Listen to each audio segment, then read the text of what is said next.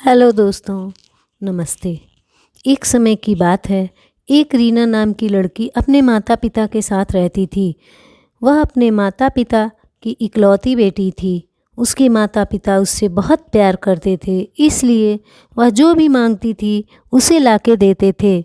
उसके पिता इतने ज़्यादा पैसे नहीं कमा पाते थे, लेकिन फिर भी वह अपनी बेटी की हर इच्छा पूरी करते थे। एक दिन रीना ने अपने पापा से कहा कि पापा, मेरी चप्पल पुरानी हो गई है, क्या आप मेरे लिए एक नई चप्पल लाओगे? पिता ने अगले दिन नई चप्पल लाने का वादा किया। पिता अगले दिन नई चप्पल लेकर आए।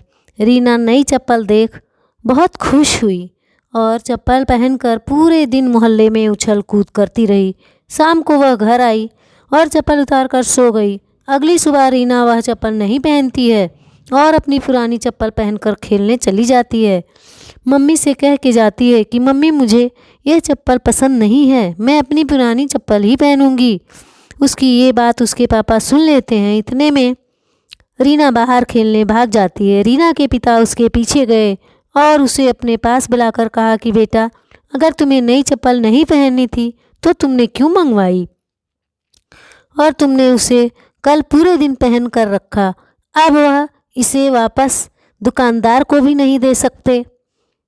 रीना कहती है कि पापा, मैंने यह चप्पल मम्मी के लिए मंगाई थी क्योंकि उनकी चप्पल टूट गई थी और वह खर्चे के डर से कभी अपने लिए नई चप्पल नहीं मंगाती हैं। इसलिए मैंने वह चप्पल कल पूरे दिन पहन कर रखी थी ताकि मम्मी उसे वापस करने का ना बोल सकें। अपनी बेटी की ये बात सुनकर पापा को बहुत गर्व महसूस हुआ और दरवाजे पर खड़ी मम्मी भी बेटी की बात सुन रही थी। वह भी मन ही मन बहुत खुश हुई कि इतनी सी बच्ची में इतनी समझ है। दोनों माता पिता एक दूसरे के सामने देखकर मुस्कुराते हैं और बेटी को प्यार करने लगते हैं। हमेशा अपने माता पिता की मजबूरी को समझना चाहिए।